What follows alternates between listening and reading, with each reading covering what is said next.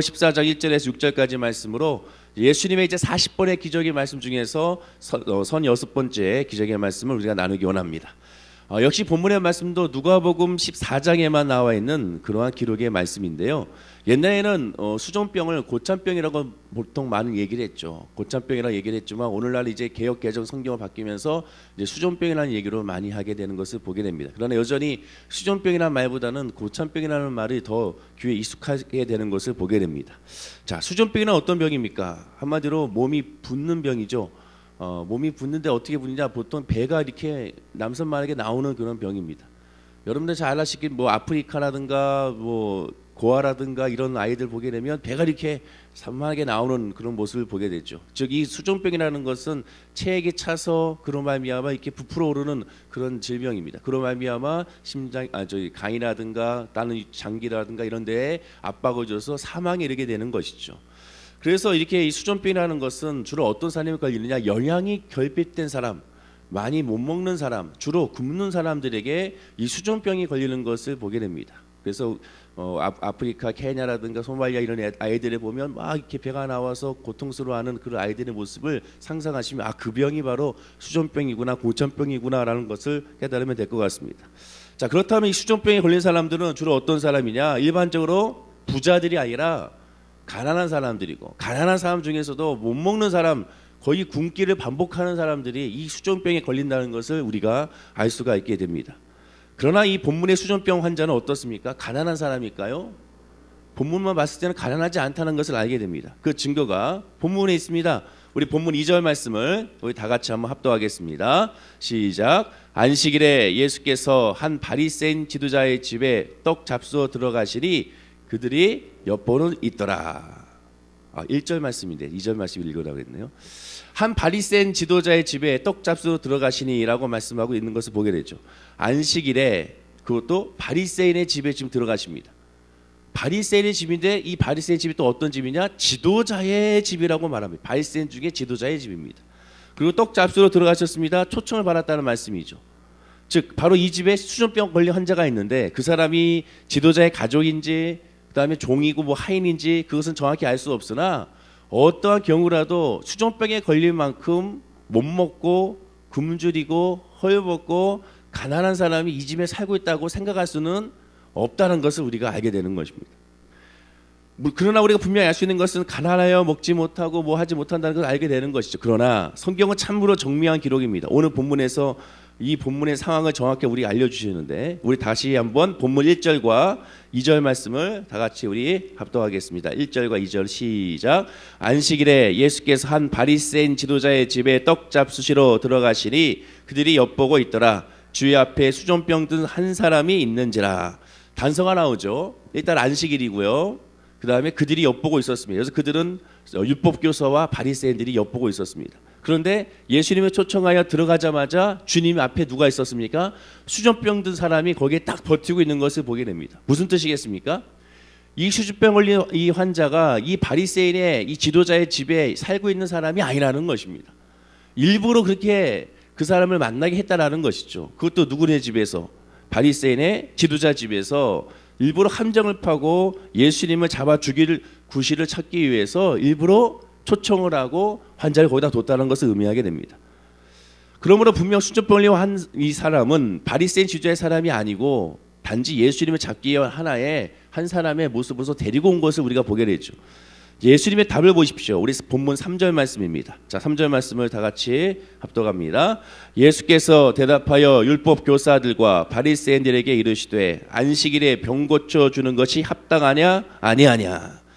성도 여러분, 예수님이 모르시겠습니까? 다 알죠. 그들이 무슨 생각으로 가지고 지금 예수님을 초청했는지, 왜 이렇게 이 사람을 데려왔는지 다 알 겁니다. 오늘 안식일이니까 이 안식일에 만약 이 사람을 치료하게 되면 율법을 어기는 것이니 이 율법을 어겼으니 당연히 이 사람을 이제는 고소하고 이 사람을 잡아야겠다는 생각으로 그것도 바리새인의 지도자 집에서 그걸 보임으로 말미암아 빼도 밥도 못하게 하려고 하는 것을 우리가 보게 되는 것입니다. 일반적으로 예수님이 치유하는 모습을 보게 되면 환자에게 불쌍히 여기시고 환자를 궁히 여기셔서 환자에게 먼저 다가가서 그 사람을 치유하는 것을 보게 됩니다. 그러나 오늘 본문의 상황을 보면 그런 것이 아니죠. 예수님의 답은 환자에게 있지 아니하고 예수님의 답은 바리새인과 율법 교사들에게 있는 것을 보게 됩니다. 즉 엿보고 있는 그들에게 예수님은 말씀하시게 된 것이죠. 그리고 그 말씀을 통하여 그들의 마음이 뜨끔하게 된 것을 우리가 보게 되는 것입니다. 본문 4절을 보면 그들이 잠잠하거니라는 반응을 보였던 것이죠. 그렇습니다. 예수님은 안식일에 일부러 수종병 환자를 바리새인 지도자 집에 데려다 놓고 함정에 빠뜨린 것을 이미 아시고 보란 듯이 예수님은 말씀하시게 된 거죠. 우리 4절과 5절 말씀을 다 같이 합독하겠습니다. 그들이 잠잠하거늘 예수께서 그 사람을 데려다가 고쳐 보내시고 또 그들에게 이르시되 너희 중에 누가 그 아들이나 소가 우물에 빠졌으면 안식일이라도 곧 끌어내지 않겠느냐 하시니, 예수님을 그 사람을 보란 듯이 고쳐주십니다. 망설이지도 아니하고 바로 그 사람을 고쳐서 보내시게 되죠. 그런데 이 보내시고 나서 이 말씀을 하신 예수님의 마음이 어떠했을까요? 예수님이 이 땅에 오셨음을 사실 가장 기뻐하고 가장 좋아하고 영광스럽게 생각하며 하나님을 찬양하고 즐겁게 같이 축제를 벌여야 될 사람은 바리새인들이었습니다. 또 율법 교사들이었습니다. 오늘날 따지면 신학대학 교수님들과 목사들과 전도사님들이 가장 기뻐하고 가장 즐거워해야 할 그런 모습이었다는 겁니다. 그러나 그들은 그렇게 하지 않았던 것이죠. 그들은 지금 엿보고 있습니다. 함정을 파고 엿보고 어떻게 하는지 봐서 그냥 어떻게 보면 오늘날 따지면 카메라로 몰래 카메라로 찍고 또 사진을 찍어서 기록에 남기려고 하는 모습이 그들에게 있는 것이죠. 어떻게 해서든지 예수님을 죽일 생각만 하고 있는 것을 보게 되는 것입니다. 그럼 그 원인이 무엇이냐? 바로 오늘 34번째 기적부터 계속 문제가 됐던 안식일의 논쟁이었던 것입니다. 왜 안식일에 치료하냐는 것이죠. 안식일을 그렇게 하지 말라는 것입니다. 안식일을 하나님 거룩하게 지키라고 했으니 아무것도 하지 말고 하나님께 예배만 하라고 했으니 왜 그걸 해야지 왜 사람을 고치고 일을 하냐는 것이죠. 이날 아닌 다른 날 해도 되지 않느냐? 그것이 그들에 대한 생각이었습니다. 왜 안식일을 취하느냐? 그것이 계속 나온 문제거리였고 그것으로 말미암아 예수님을 잡아 죽이려고 했던 것이죠. 지난 시간에도 말씀드렸듯이 안식일의 의미가 무엇입니까? 거룩한 날을 구별하는 것은 그날은 하나님이 따로 떼어서 하나님의 영광을 받겠다는 날입니다.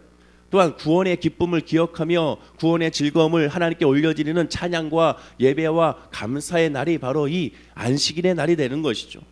안식이라는 날이 그냥 육신의 쉼을 얻겠다는 생각으로 아무것도 하지 않고 가만히 있는 것이 아니라 그날은 하나님의 영광과 찬양과 하나님의 구원의 즐거움, 하나님의 기쁨과 감사로 말미암아 하나님의 뜻과 하나님의 마음과 하나님의 생각 안에 있는 날이 바로 이 안식일이 되는 것입니다.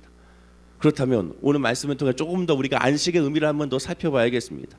하나님 안에서 누리는 안식이란 무엇일까? 히브리서 4장 1절에 보면 이런 말씀이 있습니다. 그러므로 우리는 두려워할지니 그의 안식에 들어갈 약속이 남아있을지라도 너희 중에는 혹 그러지 못할 자가 있을까 염려함이라 라고 말씀합니다. 하나님의 안식에 들어가지 못한 사람이 있을까 염려한다고 말하게 됩니다. 다 하나님의 안식에 들어가지 못하고 하나님의 안식의 의미를 깨닫지 못하고 하나님의 안식의 의미에서 누리지 못한다는 것이죠. 실제로 출애굽한 이스라엘 백성들 가운데 그런 사람들이 있었습니다. 하나님의 언약과 하나님의 안식의 계명을 받았지만 그 계명을 부여잡고도 적과 꿀이르는 가나안 땅에 들어가지 못하고 불순종하고 범죄하고 배교함으로 말미암아 하나님의 축복의 땅에 들어가지 못하고 광야에서 죽은 사람들이 1세대의 대부분이었습니다. 즉 여호수아와 갈렙을 제외하고는 모두가 다 그 자리에서 죽음을 당한 것을 보게 되는 것입니다. 그럼 왜 그들이 하나님의 안식인 가나안 땅에 들어가지 못했을까? 히브리서 4장 2절은 이렇게 설명합니다. 그들과 같이 우리도 복음 전함을 받은 자이나 들은 바 그 말씀이 그들에게 유익하지 못하게 된 것은 듣는 자가 믿음과 결부시키지 아니함이라. 왜 못 들어갔느냐? 하나님의 안식의 말씀, 하나님의 생명의 말씀, 하나님의 은혜의 말씀, 하나님의 축복의 말씀, 하나님이 인도하시는 그 말씀을 믿음으로 말미암아 아멘하고 받아들이지 않았기 때문에 그들은 안식인 적과 꿀의 땅에 들어가지 못했다는 것입니다. 즉 듣는 자가 믿음으로 믿지 않았다는 것이죠. 그 들음을 가운데 반응하지 않았다는 것입니다. 그 하나님의 말씀 가운데 자기 뜻과 자기 계획과 자기 생각으로만 생각했음을 성경은 말씀해주고 있는 것입니다. 여기서 말하는 그들은 바로 누구냐? 히브리서 3장에 나와 있는 출애굽 때 이스라엘 백성들을 의미하며 그들을 향하여 예를 들며 설명하고 있었습니다. 두 번째는 바로 저와 여러분이라는 것이죠. 즉 저와 여러분은 누구냐? 예수 그리스도를 영접하고 예수 그리스도를 믿은 사람인데 예수 그리스도를 믿으면서도 하나님의 영원한 안식과 은혜와 평강 가운데 거하지 못하는 사람이 있다라는 것입니다.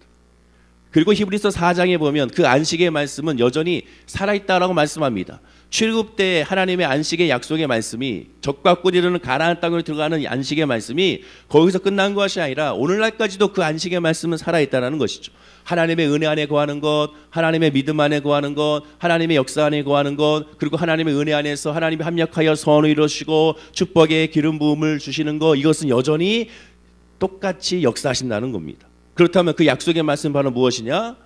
영원히 살아있는 그 약속의 말씀은 예수 그리스도임을 설명하고 있는 것이죠. 동물의 제사로는 완전한 안식을 이룰 수가 없었습니다. 히브리서 10장 10절과 14절에 말씀하기를 황소와 염소의 피가 능히 죄를 없이 하지 못함이라. 예수 그리스도의 몸을 단번에 드림으로써 말미암아 우리가 거룩함을 얻었노라. 저가 한 제물로 거룩하게 된 것을 영원히 온전케 하셨느니라 라고 말씀합니다. 분명히 말씀하기를 황소나 염소의 피가 또는 양의 피가 짐승의 피가 온전한 제사가 되지 못한다. 온전한 죄사함이 안 된다. 온전한 죄사함, 온전한 안식과 온전한 평화와 온전한 기쁨을 누리지 못한다. 그러나 온전하게 완전하게 한 번의 제사드림으로 말미암아 완벽한 제사로 기쁨과 안식과 평화를 누리게 되는데 그것은 예수 그리스도로 말미암음이다라고 말씀하게 됩니다. 그리고 예수님은 히브리서 9장 12절에 염소와 송아지의 피로 아니하고 오직 자기 피로 영원한 속죄를 단번에 이루셨느니라 라고 말씀하게 됩니다.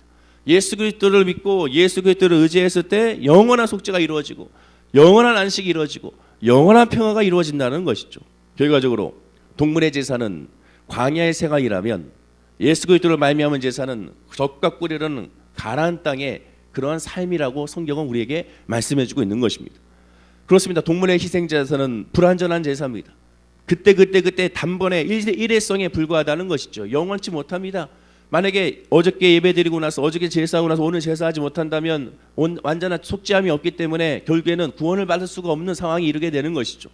그러나 예수 그리스도의 믿음으로 말미암아 어제나 오늘이나 영원토록 동안하신 예수 그리스도의 은혜로 우리는 단번에 제사를 받음으로 단번에 예배를 드림으로 단번에 감사를 드림으로 단번에 속죄를 받음으로 말미암아 온전한 구원의 역사가 이루어지게 됐음을 성경은 말씀하고 있는 것입니다. 그것을 믿음으로 받아들여야 한다는 것이죠.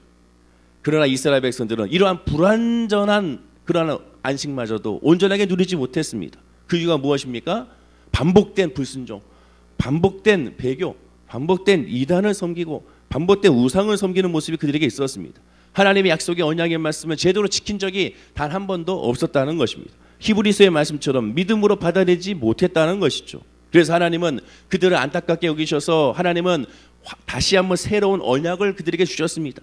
자, 이 언약을 너희들이 온전히 누리지 못하고 계속 이 언약을 너희들이 깨닫지 못하고 이 언약을 너희들이 그것을 알지 못하니 하나님께서 궁일이 여기셔서 다시 새로운 언약을 베푸게 되죠. 완전한 새 언약입니다.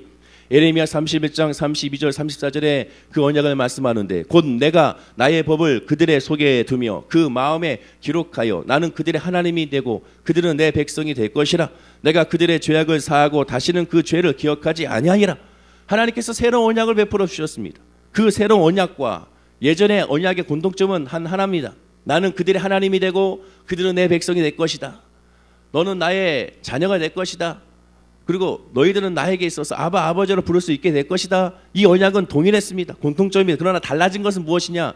예전의 언약은 돌판에 새겼다고 성경은 말씀하고 있습니다. 그러나 지금의 언약은 마음에 기록하여 라고 말씀합니다.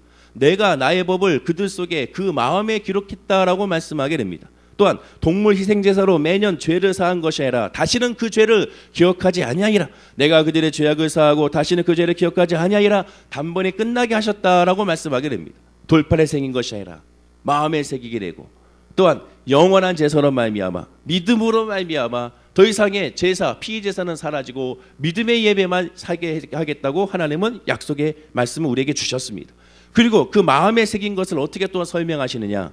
히브리서 10장 15절에 성령이 우리에게 이 언약을 증거하셨다. 성령으로 말미암아 우리 마음 가운데 새겨 주셨다. 성령으로 말미암아 그 십계명과 그 하나님의 언약을 깨달아 알게 하셨다라고 하나님은 우리에게 말씀해주고 있는 것입니다. 그래서 예수님은 히브리서 10장 18절에 이것을 사하였은즉 죄를 위하여 제사 드릴 것이 이제는 없느니라라고 말씀하게 되는 것입니다. 예수 그리스도를 믿음으로 예수의 보혈의 피를 믿음으로 말미암아 이제는 완전한 안식과 평안을 누리게 됐다는 것이죠. 더 이상 그 죄로 말미암아 또 제사하고 또 피를 흘리는 일은 더 이상에 없어졌다는 것입니다. 그리고 성령으로 말미암아 이제는 모든 죄를 사해주고 우리 마음속에 주의 사랑과 주의 기쁨과 주의 평강과 주의 감사가 우리 마음에 새겨졌음을 깨달아 알게 하셨다라고 우리에게 말씀해주고 있는 것입니다. 그래서 믿었으면 성령을 받아야 된다고 성경은 말씀하고 있는 것입니다. 정리하게 되면 이스라엘 백성들이 참 안식에 들어가지 못하는 이유가 무엇인가? 1차적으로 불순종과 그들의 배교였습니다. 하나님을 섬기지 않았고 하나님을 섬기지 않음으로 말미암아 언약을 스스로가 파괴해버렸던 것입니다. 그러나 기억할 것은 그들은 분명히 창조주 하나님을 알고 경배했습니다. 언약 백성이라는 인식도 있었고 율법의 제사도 드리고 있었고 토요일마다 안식일을 아주 엄격하게 지키고 지켰습니다. 그러나 성경은 말합니다. 히브리서 3장 18절에 하나님이 누구에게 맹세하사 그의 안식에 들어오지 못하리라 하셨느뇨 그 순종치 아니하던 자에게가 아니냐 이로보건대 저희가 믿지 아니함으로 능히 들어가지 못한 것이라 라고 말씀합니다. 예배를 드렸습니다. 제사를 드렸습니다. 율법을 지켰습니다. 말씀을 암송했습니다. 말씀을 묵상했습니다. 그리고 그 말씀으로 말미암아 서로 교제도 했습니다. 떡을 뗐습니다. 또 안식일을 아주 엄격하게 지켰습니다. 그러나 그들에게는 무엇이 없었느냐? 믿음이 없었다는 것입니다. 그들의 가장 중요한 믿음이 없이 하나님을 대한 믿음이 없이 죄사함의 믿음이 없이 하나님의 은혜에 대한 믿음이 없이 주권의 믿음이 없이 그저 자기들에게만 편한 대로 예배를 하나님께 올려드렸다는 것입니다. 이스라엘은 온전한 믿음이 없기 때문에 참 안식에 들어가지 못했다는 것이죠. 이어지는 히브리서 4장 1절과 2절에 이렇게 설명합니다. 그러므로 우리는 두려워할지니 그의 안식에 들어갈 약속이 남아있을지라도 너희 중에 혹 미치지 못할 자가 있을까 함이라. 저희와 같이 우리도 복음 전함을 받은 자이나 그러나 그 들은 바 말씀이 저에게 유익되지 못한 것은 듣는 자가 믿음을 화합지 아니함이라. 출애굽 당시에 이스라엘 백성들이 하나님의 말씀을 믿지 아니함으로 적과 꿀이는 가나안 땅에 안식을 들어가지 못한 것처럼 오늘날에도 수많은 사람들이 복음을 들었으나 그 복음의 참된 의미를 깨닫지 못하고 예수 그리스도의 믿음을 온전히 믿지 못함으로 말미암아 그 보혈의 피에 안식에 들어가지 못하는 것에 대해서 두렵더라고 지금 사도 바울은 고백하게 되는 것입니다. 십자가 구원의 은혜를 온전하게 받아들여야 새 언약과 새 안식에 들어갈 수가 있는 것이고 십자가의 보혈의 피를 온전히 받아들이게 되면 그것을 받아들였기 때문에 로마서 8장 2절의 말씀처럼 성령의 법이 죄와 사망의 법에서 우리를 해방하게 되고 그 해방함을 깨달았을 때 진정한 안식과 평안을 누릴 수가 있게 되는 것입니다.